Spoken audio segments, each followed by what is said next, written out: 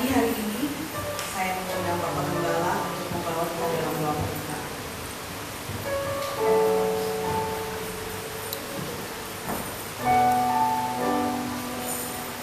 Bapak Ibu, mari kita satukan hati kita memohon penyertaan. Bapa kami yang di surga, agung mulia namamu, besarlah karyamu ya Tuhan Yesus, ajaiblah ya Tuhan Yesus, perbuatan tangan. Ya Tuhan, pada pagi hari ini kami ya Tuhan Yesus ingin memuji, menyembah dan mendengarkan firman Tuhan. Tuhan, terimalah ya Tuhan Yesus segala persembahan kami. Tuhan, ampunilah ya Tuhan segala kesalahan kami. Engkau mau lihat pertobatan kami, Engkau memulihkan kami. Dan pujilah namamu ya Tuhan Yesus. Kiranya apa yang kami perbuat hanya untuk menyenangkan hati-Mu saja. Terpujilah namamu, kami serahkan kebahagiaan Minggu Raya ini dalam tangan pengasihan-Mu. Dalam nama Bapa, Putra dan Roh Kudus, Allah yang Esa, Tuhan kita Yesus Kristus. Haleluya, haleluya, amin.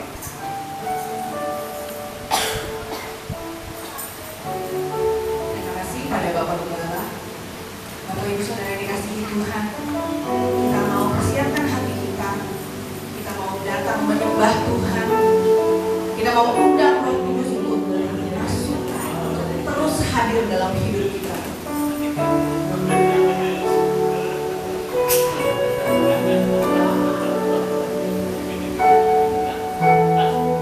Tuhan, kami datang, Tuhan, bawa hati kami, Tuhan. Hati kami terus dengan Roh Kudus-Mu, Tuhan.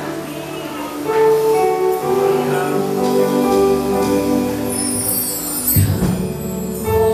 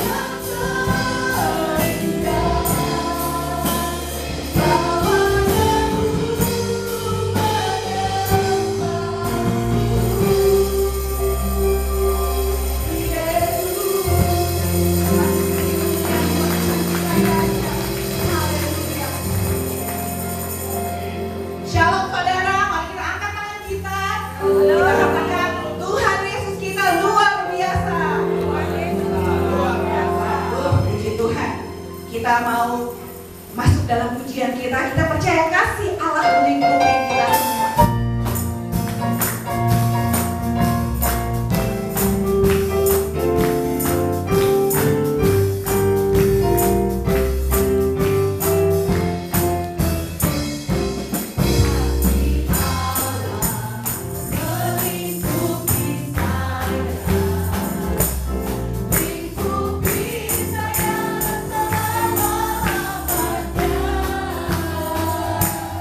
Bye.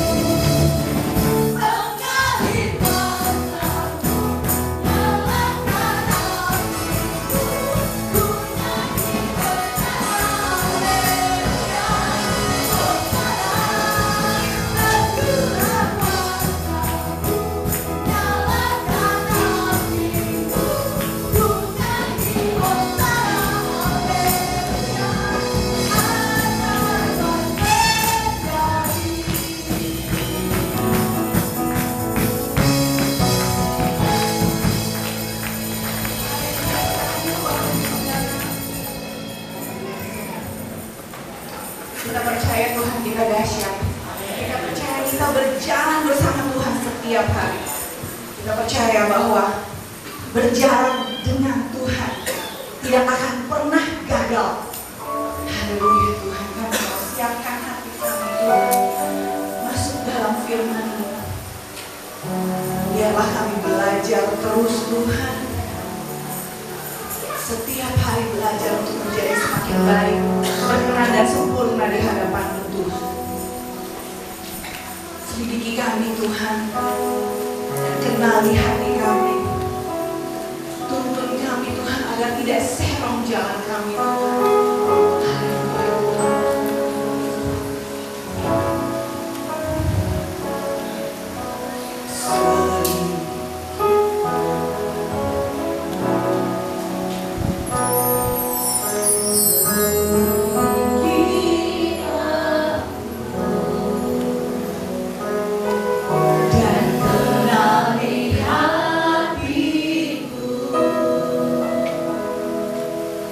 Tuhan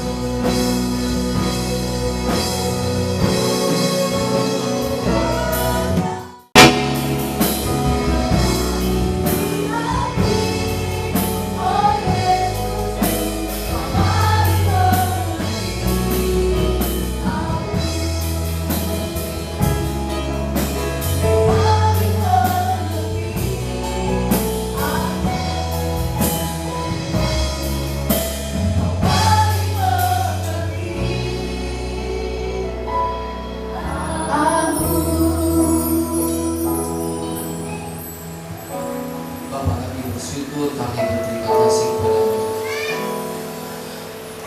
Kami percaya Tuhan, kalau kami ada sampai hari ini dengan segala keberadaan kami, itu semua karena anugerah Tuhan, berkat Tuhan, kebaikan Tuhan dalam hidup kami. Saat ini Tuhan, tibalah kami pada saat itu mendengarkan firman-Mu ya Tuhan. Kiranya Tuhan Kau memberikan kami hati yang haus dan lapar akan firman-Mu. Biarlah kiranya Tuhan Kau memuaskan hati kami dengan kebenaran firman-Mu.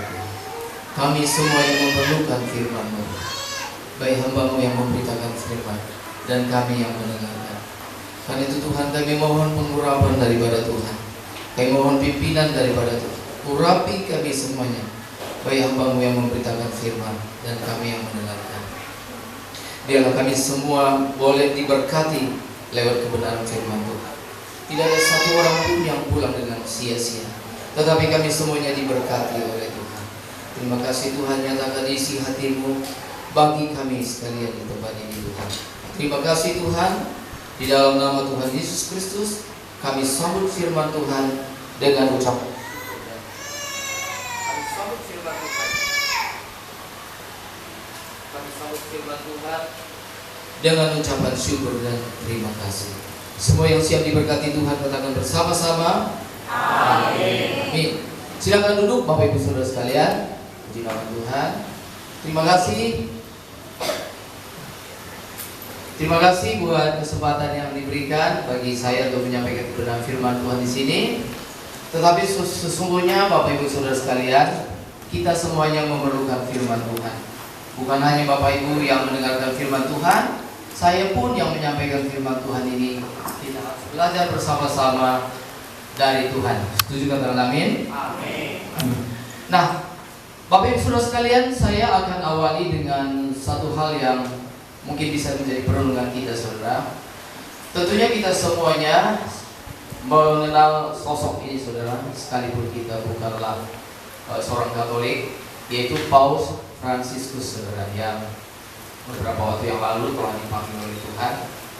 Nah, saudara, beliau adalah pimpinan umat Katolik kira-kira sebesar 1,5 miliar seluruh dunia. Gaji beliau sebagai seorang paus, saudara, kira-kira 536 juta per bulan. Nah, tentunya kita mengetahui kalau misalnya berapa pendapatan beliau, ya sudah tinggal dikalikan saja. Dan tentunya juga mungkin ada berkat-berkat yang lain. Tapi yang menarik Bapak Ibu Saudara sekalian, ketika Paus Fransiskus meninggal, ternyata beliau tidak meninggalkan apa-apa. Beliau tidak meninggalkan rumah yang mewah, tidak meninggalkan tanah. Yang ditinggalkan itu harta beliau itu dikumpul-kumpul, dihitung-hitung. Itu kalau dirupiahkan kira-kira 1,6 juta rupiah saja. Itulah peninggalan beliau dari keseluruhan penghasilan dia, saudara, yang ditinggalkan oleh beliau. Mengapa, saudara? Sebab beliau ini punya prinsip bahwa semua yang ada pada dia adalah milik Tuhan, dan uang itu diberikan dan nyaris tidak bersisa. Uang yang diterima itu dipersembahkan buat kepentingan gereja, kemudian juga untuk kepentingan-kepentingan sosial yang lain, untuk anak-anak yatim piatu dan sebagainya. Dan hidup beliau itu sangat-sangat sederhana, saudara. Kita mengetahui beberapa waktu yang lalu ketika beliau datang ke Indonesia, maka semua yang dipergunakan juga, termasuk mobil, jam tangan yang dikenakan, semuanya itu adalah barang-barang yang sederhana sekali. Kalau nggak salah, saudara, jam tangan yang dipergunakan itu merek Casio, yang kira-kira nilainya mungkin hanya sekitar 300.000 rupiah. Sementara ada jemaat Tuhan kalau jam tangannya 1 juta dia minder, malu. Saudara, Paus Fransiskus waktu datang ke Indonesia dia tidak menggunakan pesawat yang mewah, tapi juga ikut pesawat domestik. Dan di Vatikan sendiri, saudara, kalau saudara perhatikan, kalau saudara lihat misalnya di media sosial, di Vatikan sendiri beliau itu punya ruangan yang mungkin hanya 2 kali 3 meter. Di situ yang ada tidak dipenuhi dengan barang-barang mewah, elektronik yang mewah, tetapi mungkin hanya tempat untuk berdoa, berlutut, pakaiannya mungkin dari waktu ke waktu enggak gonta-ganti. Sementara tidak sedikit orang Kristen yang pusing karena minggu kemarin pakai baju ini, sekarang baju apa gitu ya. Beliau pakainya tetap itu saja. Nah saudara, jadi beliau yang penghasilannya, gajinya sangat lumayan, tetapi beliau betul-betul menunjukkan bagaimana seharusnya hidup sederhana. Nah saudara, mungkin sedikit kita perlu bandingkan dengan orang Kristen, bahkan termasuk hamba-hamba Tuhan. Kita nggak usah bicara dengan agama lain, agama kita sendiri saudara. Maka hal yang terjadi bisa bertolak belakang. Tidak sedikit hamba-hamba Tuhan hidup dalam kemewahan saudara. Bahkan juga ada kesan pamer kemewahan apa saja yang sudah mereka miliki. Mobil-mobil mewah yang mereka miliki, yang bukan hanya mereka sendiri yang miliki, tapi juga anak-anak dan keturunannya juga punya barang-barang mewah. Saudara, ditunjukkan villa, demikian juga semua kemewahan-kemewahan yang mereka miliki. Nah, sebagai tanda bahwa itulah ciri orang yang diberkati oleh Tuhan. Jam tangan yang dipergunakan merek apa, cincin yang dipergunakan berapa miliar, itu jas yang dipergunakan itu berapa ratus juta, tidak perlu miliaran juga. Itu sebagai tanda bahwa inilah anak-anak Allah, anak raja yang memang harus hidup mewah. Saya merenungkan hal ini, Bapak Ibu Saudara sekalian, ini sebenarnya yang benar yang mana gitu saudara? Yang satu menunjukkan tentang kesederhanaan, tetapi yang satu lagi mereka menggunakan nama Tuhan dan mereka mengatakan bahwa selayaknya kita sebagai anak-anak Tuhan kita harus diberkati, hidup kita harus lancar. Maka semua yang kita butuhkan mereka sebut sebagai butuhkan, tapi sebenarnya yang diinginkan itu asal kita beriman saja kepada Tuhan, Tuhan pasti akan berikan kepada kita. Lalu orang-orang seperti ini tadi saudara, mereka mengutip doa yang diajarkan oleh Yabes di dalam 1 Tawarik pasal 4 ayat 10, di mana Yabes berdoa kiranya Tuhan memberkati aku berlimpah-limpah, memperluas daerahku dan seterusnya. Saudara, di sini kita melihat saudaraku yang dikasih oleh Tuhan. Satu, itu yang diajarkan oleh gaya hidup yang ditampilkan oleh Paus Fransiskus, yaitu gaya hidup yang sederhana. Itu seperti yang diajarkan oleh Tuhan Yesus. Tuhan Yesus mengajarkan kita dalam doa, berikanlah kami pada hari ini makanan kami yang secukupnya. Nah saudara, doa yang diajarkan oleh Yabes, kiranya Tuhan berkati aku berlimpah-limpah, memperluas daerahku, tambahkan berkatku, hidupku harus berlimpah-limpah, berikan aku rezeki yang berlimpah-limpah. Itu kata Yabes. Sekarang saya bertanya kepada Bapak Ibu Saudara sekalian, seandainya di gereja ini, di depan ini ada 2 guru sedang berdiri, satu Tuhan Yesus yang siap mengajar saudara, satu Yabes. Saudara mau pilih yang mana jadi pengajar saudara? Siapa yang mengatakan bahwa saya akan pilih Yabes? Angkat tangan. Enggak ada. Siapa yang mengatakan saya akan pilih Tuhan Yesus? Angkat tangan. Semua kita akan mengatakan demikian. Tetapi tahukah saudara bahwa ajaran Tuhan Yesus sedang ditinggalkan? Ajaran Tuhan Yesus tidak mau didengar. Yang didengar adalah guru yang namanya jenenge Yabes. Itu lebih populer. Waduh, pokoknya itu yang berlimpah-limpah, itu yang diberkati. Wah itu loh, itu baru masuk. Tuhan Yesus mengatakan, Tuhan Yesus, sekarang kita mau belajar pada Tuhan Yesus. Tuhan, bagaimana? Tuhan ajar kami. Tuhan Yesus mengatakan, kalau kamu berdoa gini, berikanlah kami pada hari ini makanan kami yang secukupnya. Tambahannya pun nggak dibuka. Makan nasi tambahannya pun tidak. Yang secukupnya. Jadi saudara, di sini kita melihat bahwa Tuhan Yesus mengajarkan kita supaya hidup kita sederhana. Dan ini diteruskan oleh Rasul Paulus dalam 1 Timotius 6 ayat 8. 1 Timotius 6 ayat 8, Rasul Paulus mengatakan, ini kita perlu baca. Sebab saudara, banyak orang Kristen mungkin tidak baca hal ini, atau baca sekelewat, asal dibaca saja. Ini saya buktikan dengan diri saya sendiri. Kemarin saya buka Alkitab saya saudara, Itu setiap halaman, karena saya diajar dulu oleh Ibu Gembala saya, Ibu Om Alebong gitu ya. Setiap hari baca Alkitab. Jadi kalau saudara perhatikan Alkitab saya, tapi bukan Alkitab yang baru ini sama sekali belum ada tandanya gitu. Alkitab saya yang lama setiap halaman ada tandanya. Nah, saya perhatikan, lalu saya mulai curiga dengan diri saya sendiri. Saya mau langsung ke 1 Timotius 6 ayat 8. Apakah saya kasih tanda? Saudara, ternyata saya kaget luar biasa. Saya nggak kasih tanda, bagi saya lewat saja gitu. Mari kita buka 1 Timotius 6 ayat 8. Yang sudah menemukan katakan amin. 1 Timotius 6 ayat 8. 1, 2, 3. Asal ada makanan dan pakaian cukup. Kayaknya kurang mantap nih, saudara masih terikat dengan Yamis.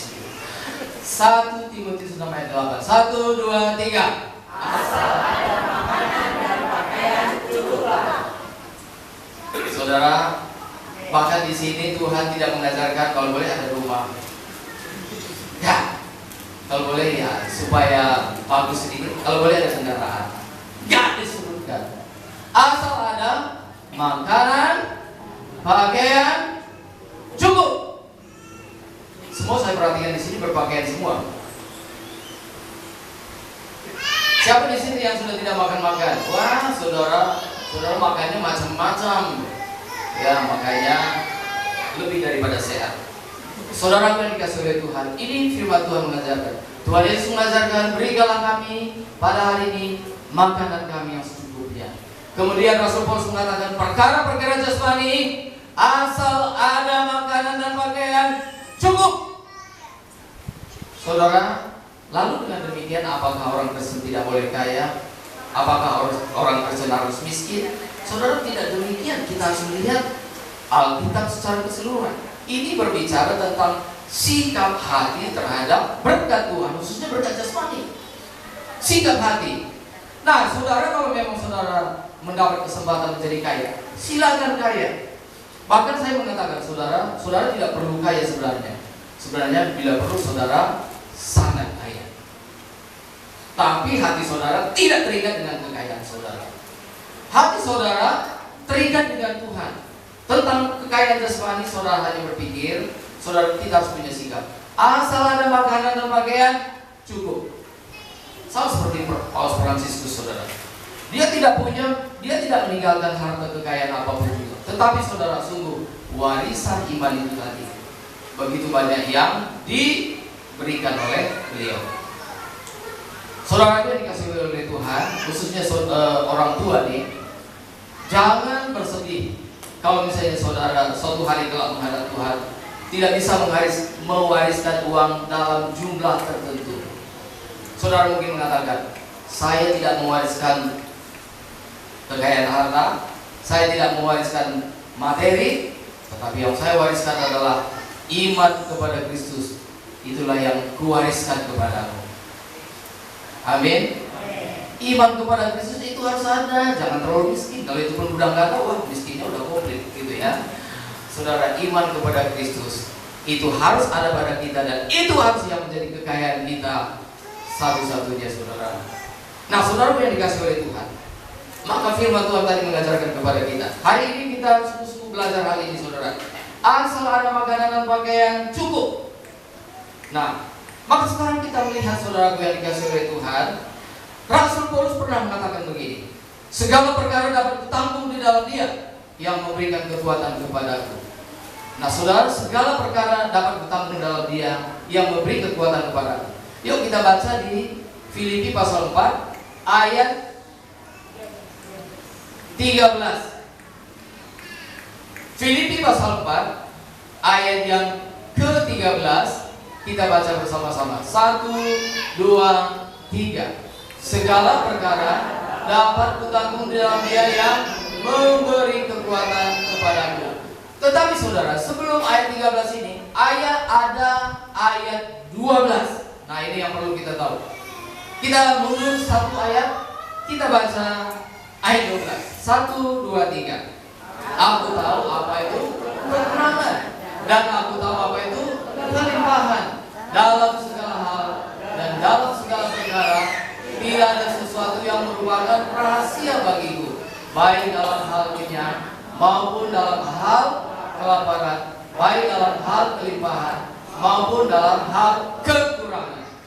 Bapak Ibu Saudara sekalian, lalu tadi Rasul Paulus mengatakan segala perkara dapat kutanggung. Nah, saudara perhatikan kata segala perkara. Segala perkara ini berbicara tentang paling tidak kalau kita bagi dua, saudara, maka perkara ini adalah satu, perkara kekurangan dan perkara kelimpahan. Kedua perkara ini harus dapat kita tanggung. Apa artinya, saudara?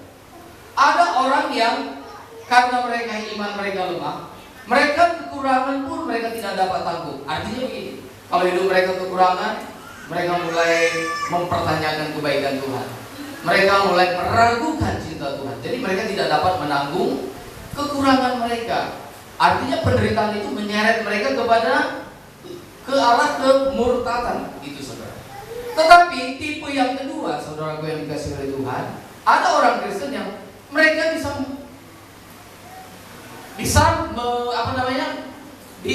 menanggung kekurangan, tetapi mereka tidak sanggup menanggung kelimpahan. Artinya apa?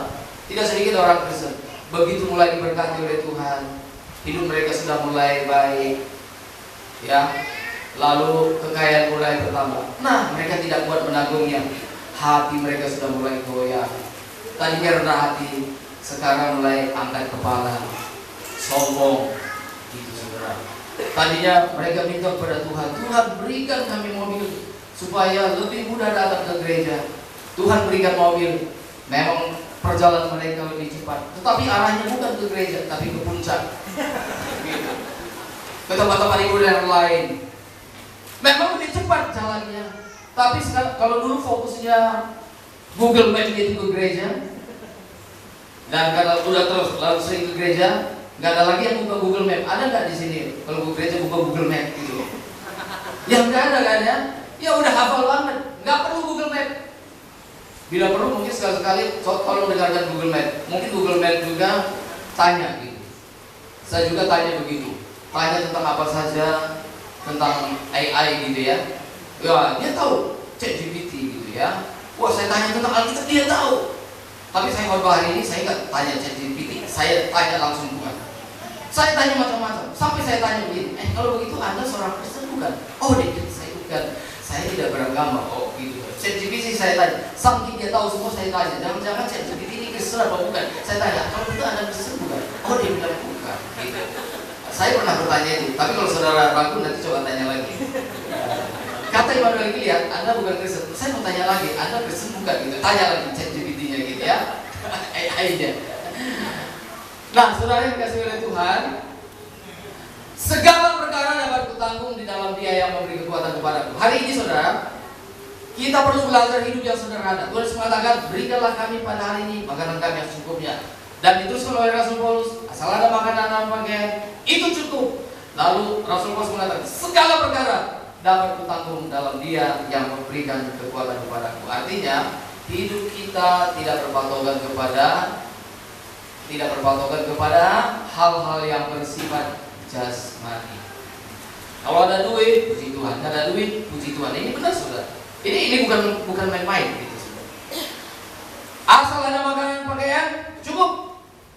Saudara yang diberikan oleh Tuhan lebih daripada makanan pakaian saudara. Sekarang saudara nanti hitung ya sampai di rumah. Oke, selain makanan dan pakaian apa sih yang Tuhan berikan pada kita? Catat nanti. Catat di rumah. Saudara akan terkagum-kagum. Saudara akan bersyukur kepada Tuhan. Saudara akan mengatakan sungguh Tuhan itu sangat baik. Karena Tuhan sangat baik bagi kita, berarti apa yang kita lakukan buat Tuhan? Begitu saudara. Tapi memang kalau hati yang tidak tahu bersyukur, sudah diberikan ini itu enggak bersyukur juga. Sudah diberikan macam-macam, tetap mengeluh. Saudara, tidak sedikit orang Kristen itu bawaannya memang sudah terbiasa bersyukur. Apapun dikeluhkan. Saudara tahu bahwa salah satu yang membuat Tuhan marah kepada umat Israel adalah ketika bangsa itu taunya hanya bersyukur-syukur. Tapi saudara, satu gaya hidup yang perlu kita pelajari adalah mari kita perlu belajar bersyukur dalam segala hal. Amin. Bersyukur ya, bersyukur dalam segala hal. apapun kondisi kita bersyukur. Ya, kalau misalnya suami pulang tidak bawa uang, saudara bersyukur kepada Tuhan. Kalau dulu kan ada istilah begini, kalau sebelum menikah katanya, maka yang bikin pacarnya, kalau bikin seorang wanita itu tertawa, kalau pacarnya itu lucu, gitu. Tapi kalau sudah menikah katanya, suami itu nggak perlu lucu, yang penting pulang bawa duit, baru lucu. Baru istrinya akan ketawa, gitu, gitu ya. Nah saudara, suami yang selucu apapun kalau tidak menghasilkan, itu tidak membuat istrinya tertawa. Sekalipun suaminya udah tertawa terpinggal-pinggal, istrinya bilang, emang lucu, diam, gitu ya, nggak lucu, gitu ya. Tetapi sekalipun suaminya bukanlah seorang tipe komedian, gitu ya, tapi kalau pulang-pulang, gitu ya.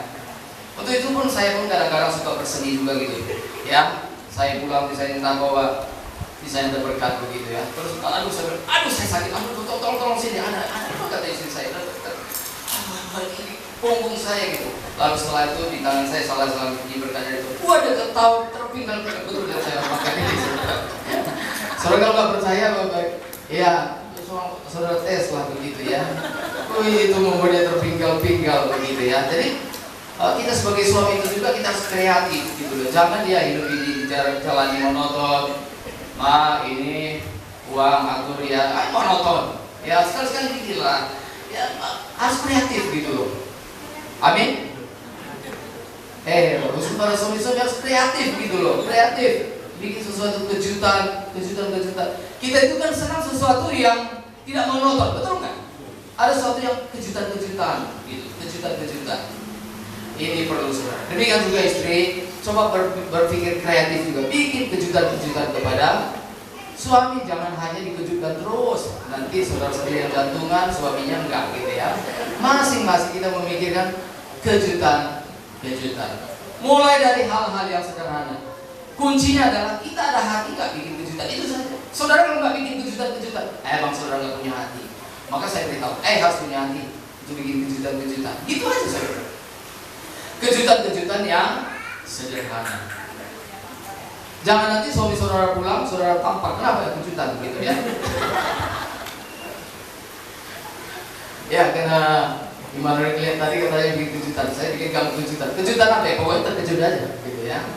Ya kejutan yang tidak bermakna lagi ya saudara ya. Nah saudara yang kasih oleh Tuhan, jadi itu yang diajarkan oleh Tuhan Yesus.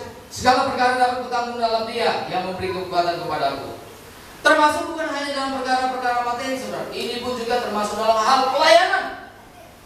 Saudara tidak sedikit jemaat saudara ketika menjadi jemaat itu kelihatan rendah hati luar biasa.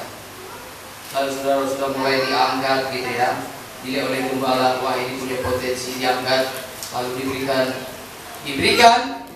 kepercayaan untuk melayani. Nah saudara, maka sebenarnya seseorang yang diberikan kepercayaan untuk melayani harus tetap rendah hati, bahkan lebih rendah hati saudara. Lebih rendah hati lagi saudara. Tidak sedikit kita melihat ya, ini saya perhatikan di gereja-gereja tertentu saudara. Tadi sebelum mereka jadi pelayan Tuhan, mereka berdekatan khotbah, mereka itu setia, mereka itu rendah hati. Tetapi ketika mereka sudah mulai diangkat, apalagi sudah ditahbiskan jadi pejabat, mereka sudah nggak mendengar firman lagi saudara. Mereka udah nggak mendengar firman Tuhan lagi. Wah, mereka merasa bahwa mereka juga punya firman tersendiri. Wah, ini contoh orang yang tidak bisa menanggung perkara-perkara tertentu itu saudara.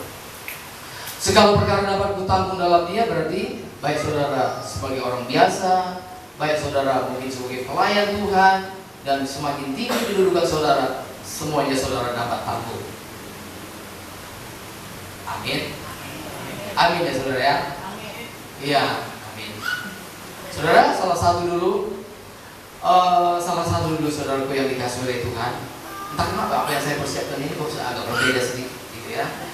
Salah satu dulu saudara, saya begitu setelah dibaptis dulu tahun 90, itu tanggal di bulan Februari saudara, 5 Februari 12 Februari tahun 90 saya dibaptis oleh Opa Kerlet ini ya, begitulah ya.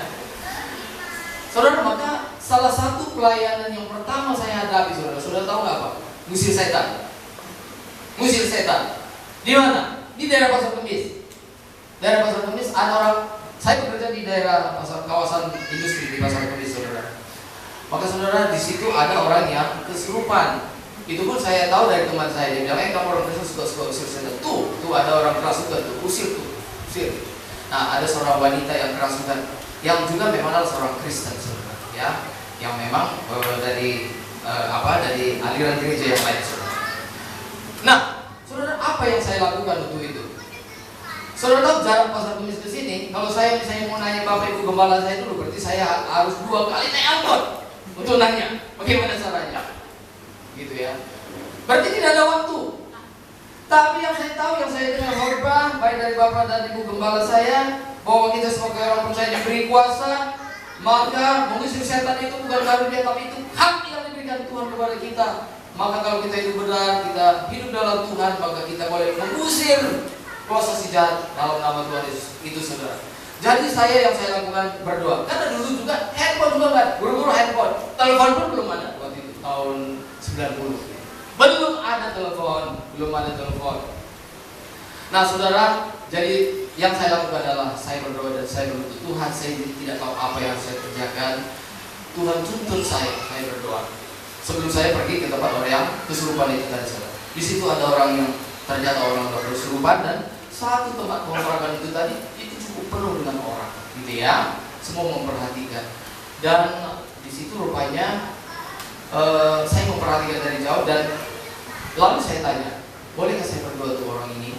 Nah ternyata yang saya tanya itu adalah keluarga, saudara daripada yang teman daripada yang kerasukan ini tadi. Sementara di situ pun sebenarnya ada orang yang sedang menaikkan baca-bacaan dia, gitu. Kemudian saya berdoa. Pokoknya saya udah masuk, saya udah nekat aja gitu. Pokoknya kalau udah minta gitu berarti kan udah dijorokin begitu kan. Udah gak ada jalan mundur lagi. Udah nekat gitu. Masuk ke situ. Nah, terus saya berdoa lagi. Wah, ini banyak orang yang saya lakukan. Oh, saya kira mungkin itu hikmat juga dari Tuhan ya. Saya bilang, boleh gak saya minta semuanya keluar dulu kalau saya yang berdoa. Kalau memang saya dipercaya untuk berdoa, saya minta semua keluar. Oh, boleh. Oh, semua keluar. Tinggal saya dengan yang kerasukan itu tadi. Saya berdoanya saya ingat sampai sekarang. Saya bilang, dalam nama Tuhan Yesus, kamu setan yang ada dalam tubuh orang ini, saya perintahkan sekarang, keluar. Nah orang itu kan langsung sadar, saudara. Sadar gitu. Akhirnya, lalu setelah sadar baru kita layani, gitu ya. Lalu sejak saat itu, saudara, rupanya dia punya beberapa teman dan mereka orang gereja. Nah sejak saat itu, saudara, beberapa waktu itu seringkali saya bawa ke gereja, setiap minggu saya bawa ke gereja gitu. Waktu masih di Bandung beberapa kali waktu itu. Nah artinya saudara, lalu beberapa waktu kemudian, lalu di Peru atau di mana gitu ya, ada yang nelfon Bapak Ibu Gembala. Salah satu kalimat dari Pak Gembala saya waktu itu, Pak Opo Verlen, dia bilang, oh kalau yang kerasukan kasih Jumional aja katanya gitu ya, kalau yang kerasukan. Nah ini membuat saya, di sini ini saya harus hati-hati sekali. Itu berarti saudara, bisa sebenarnya membuat saya, wah siapa dulu gitu kan ya. Tapi kenapa hari itu membuat saya lebih gentar lagi. Aduh saya nggak bisa main-main nih kalau begini. Kalau gembala saja sudah percaya kepada saya nggak boleh main-main. Saudara, dulu selain itu saudara, maka setelah saya dibaptis, salah satu tugas pelayanan saya adalah mengajar sekolah minggu. Saudara, saya mengatakan begini, tugas saya mengajar sekolah minggu dapat saya katakan lebih berat sebenarnya daripada rekan-rekan saya lain, seperti Mbak Teda, ada waktu itu Mei dan sebagainya. Mengapa lebih berat? Saudara tahu apa yang membuat lebih berat? Karena saya ajar waktu itu, pertama itu kelas Madya itu kelas 5. Kalau itu belum terlalu berat. Tapi di situ di kelas 5 dan 6 itu ada 2 di dalamnya anak kepala sidang saya sendiri. Ya, yang sekarang jadi pendeta. Itu Kak Bosi dan Kak Ome. Waduh. Nah saudara, karena apapun yang saya sampaikan itu pasti akan sampai kepada, pasti akan ditanya oleh Bapak Gembala kan? Pasti pernah ditanya juga kan ya? Gimana Kak Iman itu mengajar gitu kan ya? Pasti juga akan diberitahu gitu saudara. Jadi saya nggak boleh main-main gitu maksud saya saudara. Nah, pernah waktu itu anak-anak sekolah minggu nyanyi di gereja. Nah, maka tadi ada satu nyanyian tuh saudara. Itu sangat membekas bagi saya. Anak Allah, Yesus namanya. Itu waktu saya ngajar sekolah minggu. Itu lagu pertama itu Pak Ome. yang kita pakai waktu itu tampil di ibadah minggu pagi jam 10 waktu itu. Ya, waktu itu ada Kak Bosi, Mbak Omen. Waktu itu kelas 5 dan kelas 6. Bagaimana Pak Maulan? Pak Maulan belum masuk hitungan. Relan apa lagi? Gitu udah. Belum ada di situ, saudara. Nah, jadi waktu itu mungkin yang kelas 4 waktu itu ada yang kelas 4 waktu itu dimasukkan. Sebenarnya dia belum boleh. Itu namanya Rita waktu itu kan ya. Terus ada satu anak sekolah minggu saudara yang rajin sekali bersaksi. Setiap kali disuruh bersaksi, siapa yang mau menyanyi buat Tuhan, dia langsung nyanyi saudara. Mungkin Kak Bosi tahu itu orangnya gitu ya. Lagunya satu. Kita belum pernah ajarkan, tapi setiap kali dia nyanyi pasti lagu itu. Ayo nyanyi Pak. Aku senang jadi anak Tuhan, aku senang jadi anak Tuhan, tak boleh bohong itu dosa gitu. Sampai kita tahu, aku senang jadi anak Tuhan tak boleh bohong gitu. Wah, setiap kali dia bilang Kak Iman, saya mau nyanyi. Oke, nyanyi. Oke, silakan nyanyi. Aku senang jadi anak Tuhan. Itu anak itu berkesan banget bagi saya. Setiap kali nyanyi, dia pasti nyanyi lagu itu. Aku senang jadi anak Tuhan. Anak Tuhan tak boleh bohong. Itu saudara. Tapi itu mengajarkan saya. Ingat, anak Tuhan gak boleh bohong. Jangan yang lagu itu sederhana. Memang lagunya sederhana, tapi pesannya tidak sederhana. Anak Tuhan tak boleh bohong. Amin. Halo, amin. Amin. Iya, amin ya. Ya begitu. Maka itu diteruskan oleh lagu-lagu dunia ini apa? Jangan ada dusta di antara kita. Itu pastinya dari situ. Anak Tuhan nggak boleh bohong. Lalu itu jangan ada dusta di antara kita.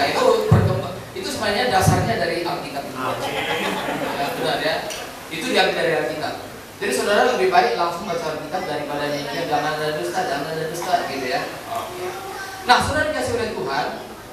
Waktu pertama ke sekolah minggu nyanyi, anak Alayus namanya. Itu saya udah gemetar. Itu dulu ciri saya memang. Tampil pertama, apapun saya gemetar, ketakutan gitu.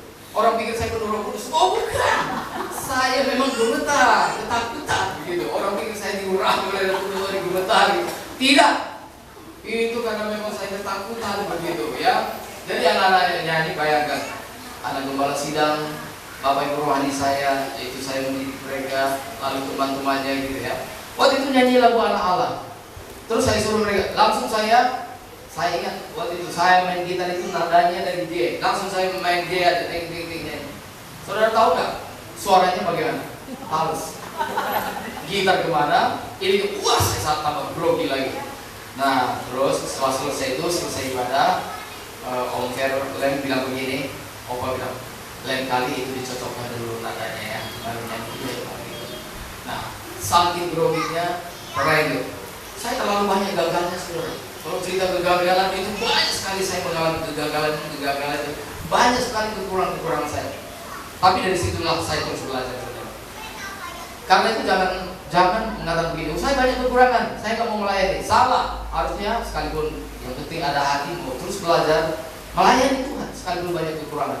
Dan selagi kita melayani Tuhan, Tuhan akan memberikan apa saudara? Akan menambahkan hikmat bagi kita. Termasuk dulu saya melayani musik itu stres, pokoknya jauh lebih baik. Kalau saya dulu, nggak tahu apalagi WL dengan saya stres gitu karena saya belum nggak tahu kapan masuknya, intronya kemana, nggak tahu kapan masuknya. Terlalu banyak kegagalan saya saudara. Jadi kalau saudara mau belajar tentang kegagalan dengan saya cukup punya banyak gudang kegagalan. Ya, tapi yang paling utama kita harus lebih banyak belajar kepada yang sudah berhasil sekarang, gitu ya, seperti Pak Mulan dan sebagainya. Nah, saudara kasih oleh Tuhan, kita kembali kepada firman Tuhan. Asal ada makanan dan pakaian, segala perkara dapat kutanggung di dalam Dia yang memberikan kekuatan kepadaku. Nah, saudara yang dikasih oleh Tuhan, lalu di dalam 1 Yohanes pasal 2 ayat 15 sampai dengan 17. Mari kita baca saudara. Ini ayat ini penting sekali. Sangat penting. 1 Yohanes pasal 2 ayat 15 sampai dengan 17. Bila perlu ditampilkan juga 1 Yohanes pasal 2 ayat yang ke-15 sampai dengan yang ke-17. Mari kita baca bersama. Saya minta yang kaum pria baca yang ganjil, wanita genap, dan nanti ayat yang ke-17 kita akan baca bersama-sama. Dimulai dengan pria dulu. 1, 2, ya. Janganlah kamu mengasihi dunia dan apa yang ada di dalamnya. Jika orang mengasihi dunia, maka kasih akan Bapa tidak ada di dalam orang itu. Ayat 16. Sebab semua yang ada di dalam dunia, yaitu keinginan daging dan keinginan mata, serta dalam hidup, bukanlah berasal dari Bapa, melainkan dari dunia. 17 bersama-sama. Dan dunia ini sedang lenyap dengan keinginannya, tetapi orang yang melakukan kehendak Allah tetap hidup selama-lamanya. Nah saudara, ini ayat firman Tuhan ini luar biasa. Jangan kita mengasihi, jangan kita ikut-ikutan gaya dunia. Orang dunia ini mengasihi dunia ini dengan segala kekayaannya. Yang mereka raih adalah bagaimana meraih lebih banyak lagi. Yang mereka pikirkan bagaimana supaya dapat menikmati keindahan dunia ini dengan lebih lagi, supaya dapat meraih kenikmatan dunia ini lebih banyak lagi, supaya dapat menikmati dunia ini lebih banyak. Mereka mempergunakan satu sarana, yaitu apa? Sarana yang dimaksud adalah mereka menjadikan Tuhan jadi sarana. Mereka menjadikan Tuhan jadi alat. Tuhan, saya datang kepadamu. Sebenarnya dalam hati mereka sebenarnya tidak butuh Tuhan. Tuhan, saya ingin supaya saya jadi kaya. Belum lagi pembicara mengatakan, kalau kamu ingin diberkati, sebut nama Tuhan. Sering sebut nama Tuhan. Akhirnya sudah tidak sedikit orang Kristen memanfaatkan Tuhan untuk mendapatkan lebih banyak berkat-berkat jasmani. Saudara, berkat-berkat jasmani ini tadi, ya orang yang hidup dalam Tuhan, yang menggunakan nama Tuhan untuk memperoleh berkat-berkat jasmani itu tadi, saudara. Di dalam ayat 16 dikatakan ada 3, saudara. Pertama itu apa? Untuk memperoleh apa? Keinginan daging. Keinginan daging ini berbicara tentang hawa nafsu. Yaitu tidak sedikit orang Kristen yang ingin melampiaskan hawa nafsunya. Salah satu yang bisa melampiaskan hawa nafsu adalah dengan memperoleh lebih banyak uang, lebih banyak materi, maka sepertinya lebih banyak dapat melampiaskan hawa nafsu. Saudara yang kasih Tuhan. Maka itu yang keinginan daging. Lalu yang kedua namanya apa? Keinginan mata. Keinginan mata itu adalah ingin meraih, ingin memiliki segala sesuatu yang dilihat.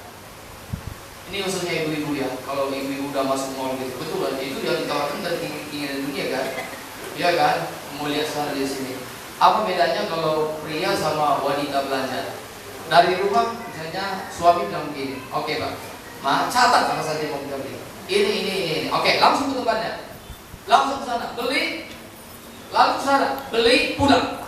Tapi kalau wanita saudara, misalnya dia mungkin hanya mau beli panci, tetapi dia bisa muter dulu ke tempat yang lain, dia lihat, dia keliling, dulu apa. Sebab wanita itu memang pada dasarnya mereka menikmati yang namanya proses. Ya, proses. Bukan pancinya yang mereka butuhkan, tapi proses mendapat panci itu tadi. Ya, proses mendapat panci itu tadi. Itu yang mereka nikmati. Ya saudara, jalan-jalan. Akhirnya nanti mungkin pun yang dibeli bukan panci. Akhirnya bukan panci yang dibeli. Yang dibeli apa? Yang lain yang dibeli, saudara. Ya. Mengapa? Menikmati. Nah, di situ kadang-kadang memang suami dan istri harus betul-betul saling mengerti, saudara. Ya. Suami juga nggak boleh to the point. Beli itu aja udah pulang kan? Ya.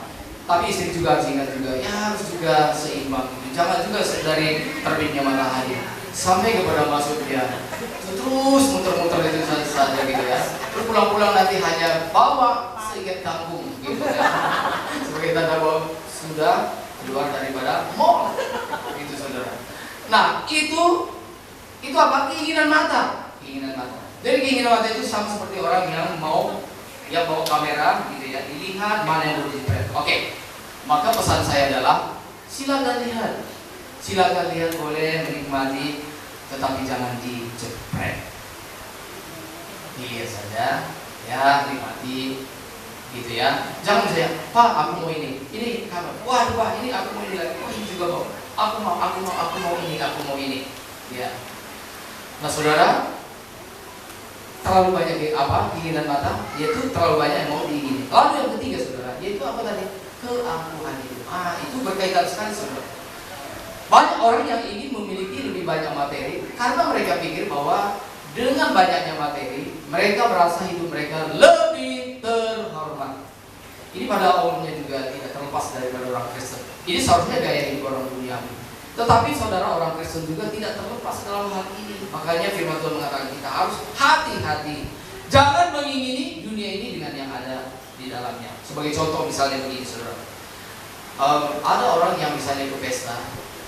Ada orang yang datang ke pesta. Mereka tidak berani datang ke pesta karena misalnya belum punya mobil. Mereka merasa diri mereka rendah sekali. Waduh, kita ini rendah banget ya gitu ya. Sementara teman-teman kita udah punya mobil gitu. Nah saudara, bertepatan memang saya juga sedang melakukan penelitian dalam hal ini, wawancara juga. Bagaimana sebenarnya dampak daripada materialisme ini terhadap keharmonisan rumah tangga itu saudara. Ternyata materialisme itu luar biasa sekali. Ya, banyak istri yang sangat materialisme. Tapi istri mengatakan, Pak, kami bukan materialisme, kami adalah makhluk yang sadar akan pentingnya materi, itu kan. Tapi bukan materialisme, gitu ya. Tapi kita sadar betapa pentingnya materi, gitu ya.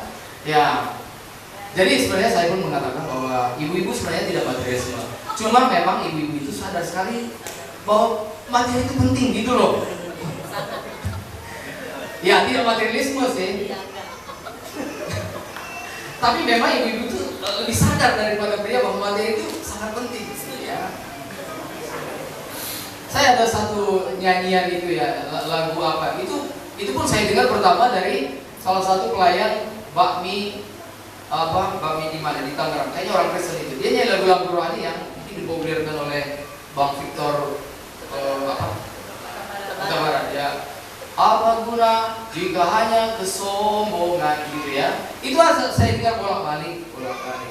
Nah, pas saya dengan istri saya lagi naik motor gitu ya, maka saya tanya dia, iya ya, apa sih gunanya Mas Permata ya? Saya bilang gitu. Ya penting lah, kata dia begitu. Oh iya. Itu kalau iya apa gunanya Mas Permata ya gitu, Mas saya ngomong apa gunanya Mas Permata ya sebenarnya? Ya berguna lah, katanya begitu. Nah biasanya pria juga kalau ngomong dengan istri begitu kan ya, apa gunanya? Nah saudara, bahkan saudara, salah satu yang saya temukan saudara, dia bersaksi bahwa dia ditinggalkan oleh istrinya saudara. Dia ditinggalkan oleh istrinya karena apa? Karena hidupnya dalam kesulitan dan istrinya menemukan laki-laki yang lebih tajir, dan dia mengatakan kepada suaminya goodbye. Gitu. Jadi dia menikah dengan laki-laki yang notabene sudah punya istri dan sudah punya agama lain. Jadi istri ini tadi dia nyebrang, dia tinggalkan iman Kristen, dia tinggalkan suaminya, dia tinggalkan keluarganya dan bersatu dengan seperti pernikahannya dan bersatu dengan orang yang tidak seharusnya dia bersatu. Nah saudara, yang lebih mengejutkan saya, ternyata wanita ini tadi, pria yang ditinggalkan oleh wanita ini tadi adalah seorang pendeta. Artinya siapa yang melakukan ini saudara? Istri pendeta. Lalu pendeta ini tadi bersaksi, setelah istrinya meninggalkan dia kawin dengan duda yang tajir itu tadi, ternyata dia meninggalkan duda tajir itu tadi lalu menikah lagi dengan orang Eropa yang lebih kaya lagi. Wah ini memang saudara yang sulit. Dan saudara berpikir bahwa materialisme itu biasa gitu saudara ya. Wah apa yang diajarkan oleh Tuhan Yesus bagi kita, berikanlah kami pada hari ini makan yang secukupnya. Asal ada makanan dan pakaian cukuplah. Saudara, kita itu banyak bermasalah karena banyak keinginan, banyak keinginan. Aduh, kalau boleh saya beritahu kepada saudara, saudara boleh punya keinginan hanya satu. Nah, dengar ya, dengar baik-baik ya. Kalau boleh saya beritahu, milikilah satu keinginan ini. Satu keinginan ini saja yang saudara miliki, yaitu saudara ingin dan sangat ingin untuk menghilangkan keinginan. Tepuk tangan bagi yang mengerti. Milikilah keinginan yang sangat ingin banget, ingin. Itu apa? Menghilangkan keinginan. Nah, saudara dikasih oleh Tuhan. Sebenarnya itu jawabannya belum tuntas. Jawaban yang tuntasnya adalah inginilah Tuhan saja dalam hidup kita. Amin. Inginilah Tuhan saja. Memang Tuhan memberikan kita satu perangkat, yaitu mengingini keinginan saudara, supaya kita boleh memiliki keinginan. Dan saudara, sebab orang yang tidak punya keinginan itu tidak normal. Kamu punya keinginan enggak? Enggak. Apapun kamu punya gitu ya. Mau makan ini enggak? Ini enggak. Apa yang kamu inginkan? Apapun tidak diinginkan. Ini orang sakit ya. Jadi yang benar adalah saudara memang didesain oleh Tuhan supaya saudara punya keinginan. Tetapi yang didesain oleh Tuhan supaya keinginan kita itu diarahkan kepada Tuhan. Supaya yang kita inginkan hanya Tuhan saja. Ciri orang yang menginginkan Tuhan saja adalah mereka akan menghargai orang-orang yang dihargai oleh Tuhan. Yaitu apa? Pasangan mereka. Bagi mereka, pasangan ini sangat berharga sekali. Berapa minggu yang lalu, waktu malam Bapak di kita, waduh itu indah sekali gitu ya. Nah kalau ada kan dia mempersalahkan istrinya gitu ya. Nah oke. Nah maka pasangan kita itu juga adalah pribadi yang sangat berharga bagi Tuhan. Maka bagian kita adalah kita harus juga menghargai dan menerima pasangan kita apa adanya seperti Tuhan menerima pasangan kita, saudara. Jadi sebenarnya memiliki pasangan bagi kita cukup. Jadi sebenarnya apa sih yang memberikan sukacita bagi kita? Sebenarnya begini, sama seperti suami misalnya pulang ke rumah, istri yang benar mengatakan, lalu suami mungkin dia agak frustasi mengatakan, aduh mah aku nggak bisa bawa apa-apa. Istrinya bilang, gak apa-apa Pak, yang penting kamu pulang sehat, kamu udah bisa pulang-pulang, puji Tuhan. Bagi saya kamu segala-galanya. Nah itu saudara. Bukankah survei juga membuktikan tidak sedikit wanita, misalnya wanita yang berduit kaya mau menikah dengan orang yang sederhana. Ayahnya bilang, papanya bilang, mamanya bilang, nah kamu kalau menikah dengan dia, kamu akan tinggal di kontrakan. Lalu anak tunggal ini bilang, gak apa-apa, yang penting aku bersama dengan dia. Nah, itu cinta yang sejati, itu cinta yang sejati. Nah, kamu tinggal di kontrakan, kontrakannya gak bagus, gak apa-apa. Lalu kontrakannya begini, gak apa-apa, asal bersama-sama dengan dia. Itu saudara. Wah saudara, sekarang ini kemesraan itu sudah banyak dirusak oleh iblis gitu saudara. Wah sekarang yang kita pikirkan bahwa suami istri akan lebih baik kalau ada penyokongnya, sokong-sokongan, ada sokongan gitu ya. Ya mungkin sarannya lebih baik gitu. Saya memperhatikan saudara, ada suami istri mereka di dalam mobil yang mewah berantem mereka, berantem, tengkar, pukul-pukulan. Keluar kata yang satunya, itu dalam mobil yang mewah saudara. Tapi saya juga memperhatikan ada pasangan suami istri naik sepeda motor butut, mereka mesra ini janganlah cepat terlalu mesra banget. Itu seperti anak monyet dan ibu monyet lengket banget. Itu dia bilang jangan pisahkan aku dengan dia gitu saudara. Nah ini yang harus kita miliki, apalagi kalau saudara sudah diberkati oleh Tuhan dengan mobil, itu harusnya lebih mesra lagi. Ya, tapi jangan di mobil terlalu lengket, akhirnya mobil nggak jalan-jalan, gitu ya. Saudara nanti terlambat sampai di gereja, gitu saudara. Ya, memang saudara Tuhan memberikan kita pasangan-pasangan. Memang saya memperhatikan begitu. Pasangan yang geraknya cepat menikah dengan yang geraknya lambat. Saudara perhatikan, ayo saya satu bilang cepat dong, gitu ya. Yang satu ya biar lambat asal telat, gitu. Mending kalau biar lambat asal selamat, biar lambat asal telat, tak lari belum dikerjakan. Suaminya bilang kita harus cepat, dia bilang kenapa mesti cepat begitu ya. Nah, tapi memang udah jadi pasangan yang benar. Ya memang itu pasangannya. Kalau misalnya sesama cepat juga tetap cepat, ya akhirnya apalagi kalau sama-sama lambat, ya, istri lambat, suami lambat, gitu ya. Itu datang sampai di gereja itu sesudah 2 berkat baru nyampe. Mengapa? Sama-sama lambat, gitu saudara. Ya memang itu sudah imbang. Ada yang banyak bicara, ada yang sedikit bicara. Ada yang sedikit bicara, yang menikah dengan yang banyak bicara. Itu memang harus begitu, saudara. Harus begitu. Nah, apa yang utama bagi pasangan kita ini? Maka orang yang menjadikan Tuhan keinginannya adalah dia pun menikmati pasangannya. Dia menikmati keluarganya. Dia menikmati keluarga besarnya. Bagi dia, ayah ibu mertua itu adalah orang tuanya sendiri. Halo? Siapa yang memperlakukan, siapa yang tidak memperlakukan mertua itu sebagai orang tua, itu sebenarnya jahat. kejam di hadapan Tuhan. Ingat, ayah ibu mertua kita itu juga itu adalah orang tua kita juga. Yang setuju kata kami? Amin, saudara. Iya. Turunnya gampang, naiknya harus lebih sedikit. Saya masih waktu sedikit lagi ya. Izinkan saya punya waktu sedikit lagi ya. Iya, puji Tuhan. Nah, saudara dikasih oleh Tuhan. Nah, demikian pun dalam gereja, saudara. Segala perkara dapat ditanggung, bukan hanya perkara-perkara jasmani, termasuk karunia-karunia yang Tuhan berikan.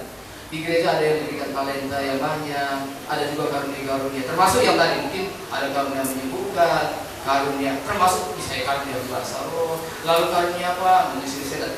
Itu semuanya membuat kita, itu semua harus dapat kita tanggung. Jangan menjadi tinggi hati. Kalau saudara diberikan karunia mujizat oleh Tuhan, lalu kenapa? Memang kenapa? Begitu. Hebatnya apa? Gitu. Lalu saudara merasa, aduh, saya kok lebih hebat dari yang lain. Saudara mesti hebat. Yang hebat siapa? Yang hebat Tuhan yang memberikan mujizat itu tadi. Amin? Iya, kalau misalnya berdoa sembuh gitu ya. Nah, itu yang hebat bukan kita, Tuhan. Nah, maka karunia yang Tuhan berikan bagi kita pun itu harus dapat kita tanggung. Misalnya gini, ada orang yang merasa dirinya mendapat karunia bahasa roh, lalu merasa bahwa orang yang berbahasa roh ini tingkat rohaninya lebih tinggi. Ada ayat Alkitabnya bahwa orang yang berbahasa roh itu rohaninya lebih tinggi. Saudara, seorang pendeta yang terkenal yang luar biasa dipakai oleh Tuhan, namanya pendeta Billy Graham. Billy Graham, saudara. Satu kali, siapa yang tidak kenal Billy Graham berarti memang saudara sudah termasuk terhilang juga. Kenal Billy Graham. Selain daripada Tuhan Yesus yang harus kita kenal Billy Graham, bukan gitu ya. Nah, saudara, ada seorang yang pernah berkata kepada Billy Graham, Pak Billy Graham, ada seorang yang katanya Anda dipenuhi oleh Roh Kudus, tapi Anda tidak berbahasa roh. Bagaimana Anda mengatakan bahwa Anda dipenuhi Roh Kudus? Apa jawaban Billy Graham? Billy Graham mengatakan, kalau saya dipenuhi Roh Kudus, bukan saya yang bilang, orang lain yang bilang bahwa saya penuh Roh Kudus. Saya tidak pernah bilang saya penuh Roh Kudus. Orang lain yang bilang. Saudara, apakah Billy Graham berbahasa roh? Tidak berbahasa roh, tapi dipakai oleh Tuhan dengan luar biasa. Halo, amin. Jadi kita jangan tersesat, saudaraku yang dikasih oleh Tuhan. Nah, demikian juga saudaraku yang dikasih oleh Tuhan. Dengan semua yang ada pada kita, kalau hari ini kita hidup dalam kekurangan, atau sepertinya kita mungkin mengalami masalah dan sebagainya, saudara, kita tetap bertahan dalam Tuhan. Kita tetap nikmati Tuhan sekalipun banyak masalah. Aku bersyukur, aku bersuka cita karena aku memiliki Tuhan sebagai hartaku yang sesungguhnya. Saudara, orang yang memiliki Tuhan Yesus seharusnya bersuka cita. Siapa yang memiliki Tuhan Yesus tapi hidupnya tidak bersuka cita, sebenarnya kita sedang menghina Tuhan. Orang yang mengaku memiliki Tuhan Yesus tapi tidak bersuka cita karena Tuhan, kita sebenarnya sedang menghina Tuhan. Sama seperti suami istri tadi, saudara. Istri yang tidak bersuka cita karena suaminya, itu sebenarnya dia menghina suaminya. Lu apaan sih? Demikian juga suami yang tidak bersuka cita karena pasangannya, dia pun sebenarnya sedang menghina pasangannya.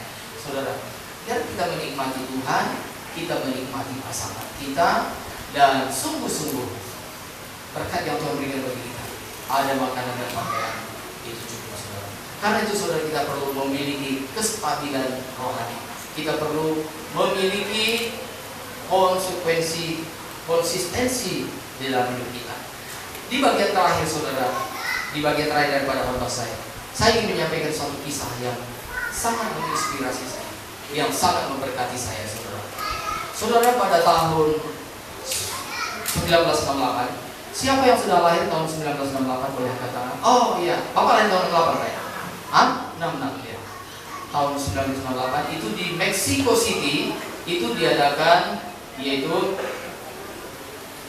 maraton, Olimpiade maraton diadakan di Mexico City 1968. Maka karena Olimpiade itu tadi, saudara, maka negara-negara yang memiliki atlet mereka mengirimkan atlet-atlet mereka, saudara. Apa yang terjadi, saudara? Yang menarik daripada Olimpiade 1968, ternyata yang menghebohkan itu bukanlah juara satunya. Nah, ini catat baik-baik. Bukan juara satunya. Siapa juara satu di Olimpiade 1968? Tidak terlalu banyak yang tahu. Tapi ada satu peserta yang sangat menghebohkan. Kejadiannya seperti ini, Bapak Ibu Saudara sekalian. Ketika start pertama, maka maraton itu saudara, yang paling dibutuhkan bukanlah kecepatan awal, tetapi yang selain daripada kecepatan yang dibutuhkan itu adalah daya tahan tubuh kita saudara. Ya, dimana jaraknya itu kira-kira 42,195 km. 42 km itu kira-kira dari sini ke Jakarta Utara. Mungkin kalau Artagani kira-kira jaraknya seperti itu. Itu ditempuh dengan jalan kaki atau lari saudara. Nah, lalu berarti mungkin dibutuhkan beberapa jam supaya dari start itu sampai kepada finish, di mana peserta itu sampai kepada garis finishnya itu. Lalu tidak berapa lama kemudian saudara, setelah beberapa jam, maka muncullah di stadion itu saudara. Yang pertama sampai di finish, maka mereka menjadi juara satu dan disambut gemuruh tepuk tangan seluruh penonton, ribuan penonton yang memenuhi stadion. Ketika juga peserta yang kedua tiba di stadion, juga disambut dengan gemuruh. Ketiga dan seterusnya. Lalu saudara, kemudian apa yang terjadi? Setelah semua peserta ini tadi diketahui juara 1, 2, 3, harapan 1, harapan 2, harapan 3, yang harap-harap, yang tidak berharap, nggak punya harapan, semua sudah diumumkan. Ya, dan mereka semua sudah menerima hadiahnya saudara. Lalu setelah mereka menerima hadiahnya dan semuanya penuh dengan sukacita, dan tidak berapa lama kemudian itu stadion itu tadi, lalu penonton itu tadi, itu arusnya semua keluar daripada stadion itu, meninggalkan stadion. Tinggal yang ada di stadion itu tukang bagian kebersihan dan juga beberapa kru TV yang sedang membereskan kabel-kabel peralatan mereka. Nah saudara, ketika tidak ada penonton satu pun, ketika kru TV itu tadi membenarkan peralatan mereka, lalu tanpa mereka juga, ternyata dari ujung stadion muncul pelari yang terakhir. Dia bukan lagi lari saudara, tapi dia jalannya udah terseok-seok gitu ya. Udah terseok-seok jalan gitu. Ternyata orang ini tadi ketika start pertama dia jatuh dan mengalami cedera. Panitia mengatakan, udah nak, kalau begitu nggak usah ikut deh, nggak usah ikut. Tapi orang ini tadi tetap bersikeras, dia bilang enggak, saya tetap ikut. Jadi jangankan tuh berlari, berjalan pun dia mengalami kesakitan, tetapi dia tetap terus berjalan. Dia berlari dia upayakan semampu mungkin. Kalau tidak bisa berlari, berjalan. Lalu saudara, tibalah dia sampai di garis finish, dan dia langsung memuji Tuhan, praise the Lord gitu. Tapi gak ada penonton satu pun, gak ada yang tepuk tangan, hanya dia sendiri dan gak ada yang lain-lain yang memperhatikan dia. Yang memperhatikan hanya beberapa kru TV itu tadi.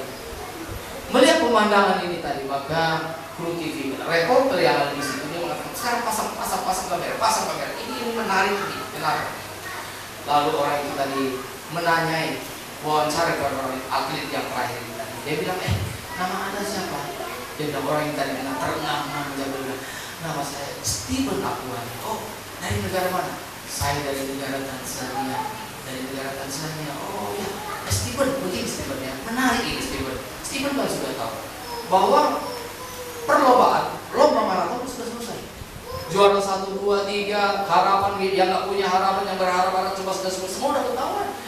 Kenapa mesti Anda harus sampai ke garis finish seperti ini? Kan sebaiknya Anda pulang saja, udah selesai urusan. Nah, jawaban daripada Stephen Akwari itu yang sangat menggetarkan, yang boleh menjadi inspirasi bagi kita. Dia mengatakan, Stephen Akwari mengatakan, dia bilang, Pak, negara saya Tanzania mengutus saya ke lomba maraton ini bukan hanya untuk memulai lomba maraton, tapi tugas saya harus menyelesaikan pertandingan. Saya menghormati negara saya. Dan yang terakhir yang saya sampaikan kepada Bapak Ibu Saudara sekalian, tahukah Bapak Ibu Saudara sekalian, negara yang mengutus saudara itu siapa? Kerajaan surga. Kerajaan surga yang telah mengutus kita, dan darah Kristus telah dicurahkan bagi kita, dan itu mahal. Maka tugas kita adalah terus dalam pertandingan, menjalani perlombaan ini sampai kepada garis finish, sampai seperti yang dikatakan oleh Rasul Paulus, aku telah mengakhiri pertandingan dengan baik. Saudara, jangan tidak masuk dalam perlombaan ini. Jangan tidak masuk dalam pertandingan. Jangan sia-siakan anugerah yang Tuhan berikan. Amin. Mari kita berdoa.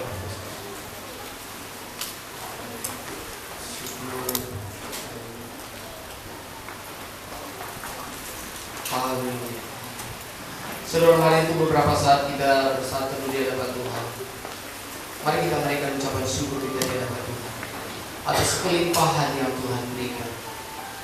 Firman Tuhan mengatakan bahwa asal ada makanan, pakaian cukup. Sedangkan kita diberikan lebih daripada makanan dan pakaian. Mengapa mengeluh terus? Hari ini mari nyatakan ucapan syukur kita kepada Tuhan. Bersyukur kepada apa yang Tuhan berikan bagi kebutuhan jasmaniku itu lebih dari cukup. Aku memiliki lebih daripada makanan dan pakaian. Saudara, mari kita naikkan ucapan syukur kita kepada Tuhan. Hati yang bersyukur adalah hati yang berkenan di hadapan Tuhan. Biar kita tetap boleh rendah hati di hadapan Tuhan, mau tetap taat di hadapan Tuhan. Kita mau tetap setia dan kita tetap berjalan dalam garis perlombaan iman yang ditetapkan bagi kita, supaya kita tetap setia sampai pada akhir kehidupan kita. Saudara yang kasih Tuhan, hari ini saudara, semakin nyata bagi kita bahwa harta kita yang sesungguhnya adalah Tuhan Yesus Kristus,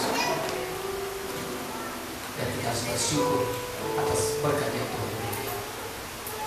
Haleluya. Mari kita bersyukur kepada Tuhan. Mari kita naikkan pujian kita berdoa. Haleluya.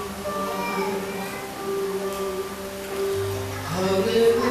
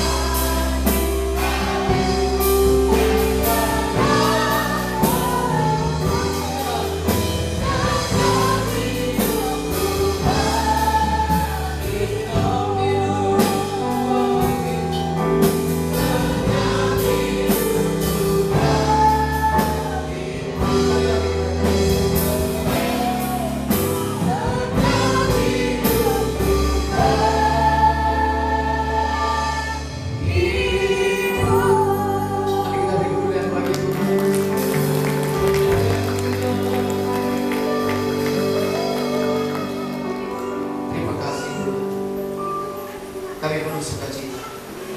Kami berikan syukur kami kepada-Mu di dalam nama Yesus. Amin.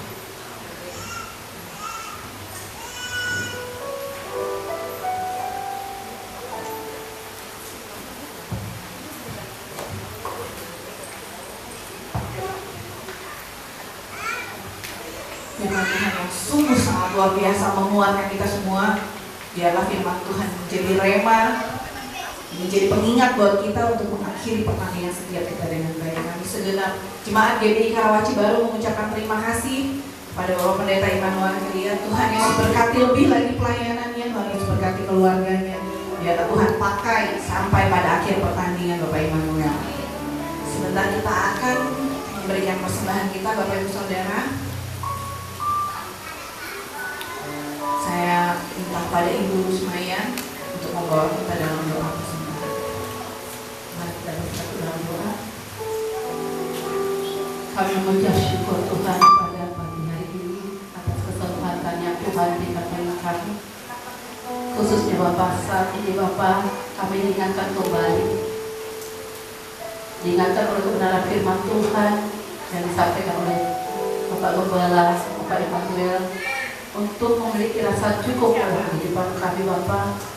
Ajar kami senantiasa berserah kepada Tuhan dan mencukupkan diri dalam kehidupan kami. Tuhan, terima kasih.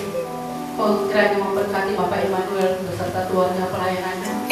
Tuhan senantiasa memberkati dan memberkati segala kerinduan hati yang dirindukan Tuhan. Biarlah senantiasa menjadi jawaban tepat pada waktunya dalam kehidupannya. Kami percaya bahwa Roh Tuhan senantiasa memakai luar biasa dan menjadi saluran berkat dimanapun Bapak Gembala Immanuel berada.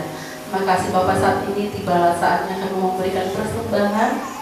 Tuhan kiranya menguduskan hati pikiran kami, sucikan kami, supaya kami layak Tuhan untuk memberikan persembahan kepada Tuhan. Bahkan itu persembahan sukarela, persembahan ucapan syukur perpuluhan, kiranya Tuhan berkenan di hadapannya. Kami mau belajar Tuhan untuk memberi. Di dalam nama Tuhan Yesus kami berdoa dan kami bersyukur. Haleluya. Amin. Saudara persembahan di atas ke depan, mengenai pujian It's been good to me.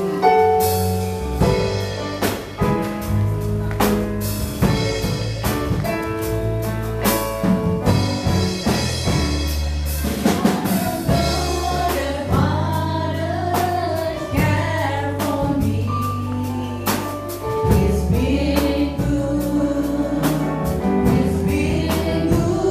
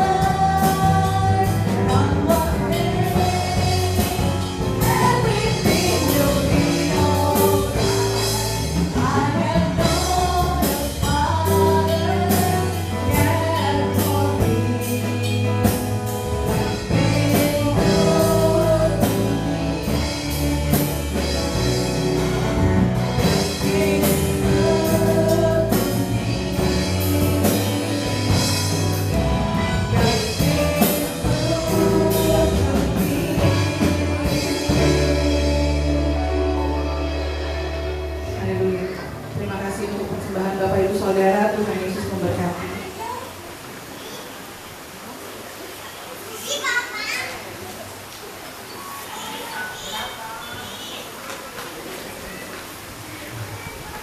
Baik, untuk pengumuman selanjutnya saya mengundang Bapak Gembala untuk maju ke depan.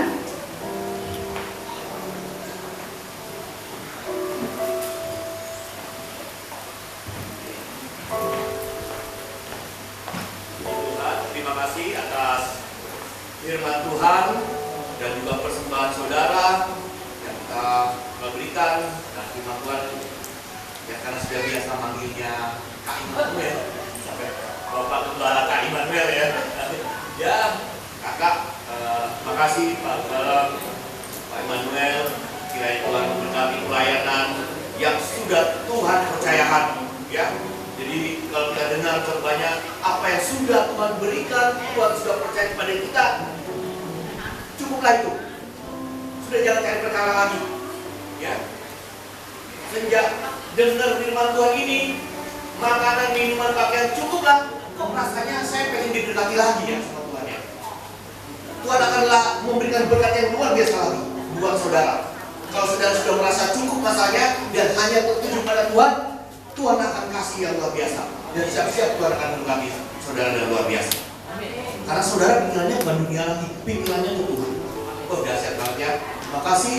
Dan kita harus apa yang sudah kita janjikan kepada Tuhan, kita harus selesaikan. Ya. Nah, pengumuman yang pertama, kita punya saudara seiman dahulu, Bapak Nikolino sudah dipanggil Tuhan beberapa hari yang lalu. Ya, kiranya Tuhan memberkati keluarga dan anak-anak. Nah, kenapa saya ucapkan ini? Karena Pak Nikolino pernah menjadi penatua juga, majelis juga di sini ya. Jadi ada berkatnya juga. Ya. Kita harus ingat orang-orang yang telah memberkati kita. Ya, ucap syukur juga. Nah, Bapak Ibu, minggu depan, minggu pertama di bulan Juli, luar biasa ya. Di tengah, ya, Tuhan masih menyertai kita, Tuhan masih melindungi kita, Tuhan masih memberkati kita. Jangan cari yang lain dulu, cari Tuhan. Ya, bawa anak, keluarga, suami, istri kepada Tuhan. Naikkan ucapan syukur. Ya, kiranya Tuhan memuliakan dan kita akan melakukan perjamuan kudus. Ya, siapkan hati saudara, kita akan mengeluarkan janji, kita mau bersatu, bersekutu dengan Dia dan akan memberitakan kematiannya, kebangkitannya dan kenaikannya Dia naik ke surga. Di Tuhan.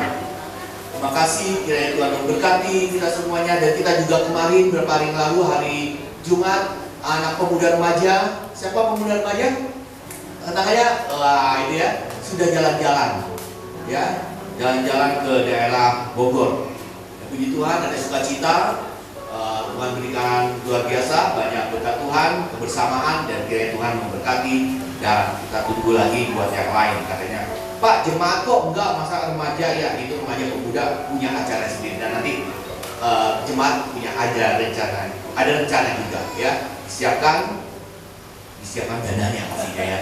Kalau tempatnya mah ada, tempatnya banyak kita mau juga, tapi dananya ini kita siapkan sama-sama ya. Puji Tuhan. Puji Tuhan. Baik. Terima kasih ya, kita pulang ke rumah kita masing-masing. Nama Tuhan dimuliakan, nama Tuhan ditinggikan. Mari kita bangkit berdiri, kita memuji Tuhan.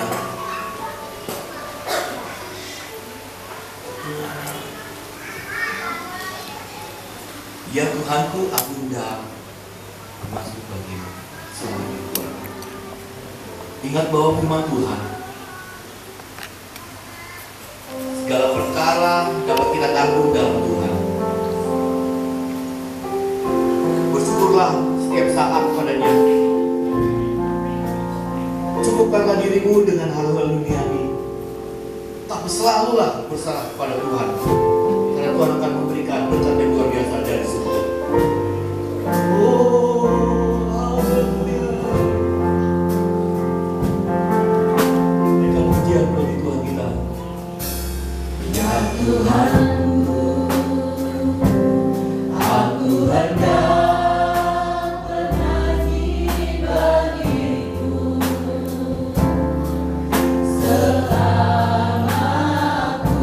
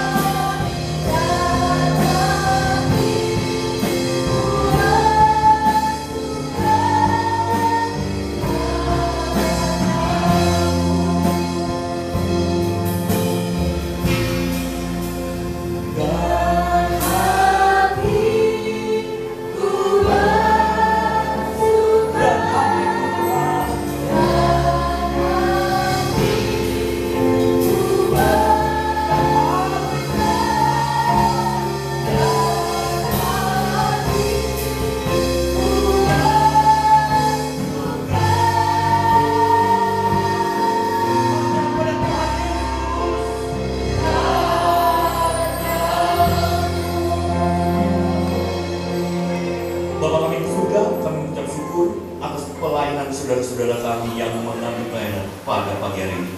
Song leader, singer, pemain musik, penari tamborin, operator LCD, perekam video, soundman ya Tuhan Yesus, dan hambamu Bapak Pendeta Immanuel Elia. Tuhan berkati istri dan kedua anaknya. Nama Tuhan dimuliakan melalui keluarga yang Kau pilih menjadi saluran kita. Bapak kami sudah terima kasih atas firman Tuhan. Begitu banyak firman Tuhan yang kami dengar. Nama Tuhan dimuliakan dan kami akan renungkan. Dalam 1 Yohanes 2 ayat 16. Biarlah keinginan-keinginan daging kami, keinginan-keinginan hanya memuaskan mata kami, dan keangkuhan hidup boleh Engkau ambil ya Tuhan Yesus. Kami serahkan semuanya ini dalam tangan Tuhan. Biar yang ada dalam hidup kami hanyalah menyenangkan hati Tuhan dan firman Tuhan sajalah. Amin. Biar Tuhan ditinggikan melalui kehidupan kami. Karena ada Tuhan Yesus, ada firman Tuhan. Mari saudara, naikkan doa saudara, permohonan saudara kepada Tuhan. Yang hanya Tuhan sajalah yang akan memberikan. Tuhan saja yang memenuhi. Tuhan Yesus saja yang menjawab dan mencukupi. Tuhan dengarlah doa permohonan jemaat. Tuhan dengarlah keinginan cita-cita jemaat Tuhan. Syukur. Haleluya. Sakit penyakit Engkau boleh angkat, Engkau boleh pulihkan. Sakit hati, iri hati, dendam ya Tuhan Yesus, Tuhan boleh cabut. Nama-nama orang yang tidak pernah disebutkan karena begitu dalam menyakitkan, kami akan sebutkan, kami akan memberikan roh pelepasan yang hanya berada di Tuhan. Ampuni, berikan berkat, hanya Tuhan yang dapat mengampuni. Amin. Mari kita mengangkat tangan kita memohon kepada Tuhan. Perhatikanlah firman Tuhan, firman Allah, dan lakukanlah dengan setia segala yang diperintahkannya kepada kita. Tuhan akan mengangkat kita di atas segala bangsa. Segala berkat diberikan kepada kita dimanapun, kapanpun keberadaan kita, baik dalam usaha kita, pekerjaan kita, keluarga kita, pendidikan kita, dan pelayanan kita. Di saat kita bangun dan tidur, Tuhan berkati. Kita akan menjadi umat pilihan Tuhan karena kita dikuduskan oleh Tuhan, dan kita dijauhkan dari orang-orang yang jahat dari kita. Diberkatilah kita dengan kekayaan Tuhan yang berlimpah-limpah, sehingga kita dapat mengasihi banyak orang dengan kekayaan Tuhan tersebut, dan kita sendiri tidak menjadi peminta-minta. Diberkatilah kita menjadi kepala dan bukan menjadi ekor. Kita akan tetap naik dan bukan turun iman kita kepada Tuhan Yesus. Diberkati kita yang tidak serong ke kanan dan tidak serong ke kiri, dan kita tidak menyembah Allah lain selain hanya beribadah kepada Tuhan Yesus Kristus Allah kita. Mari saudara, kita menyatukan hati kita dalam beriman kepada Tuhan Yesus Kristus dan bersama-sama katakan amin.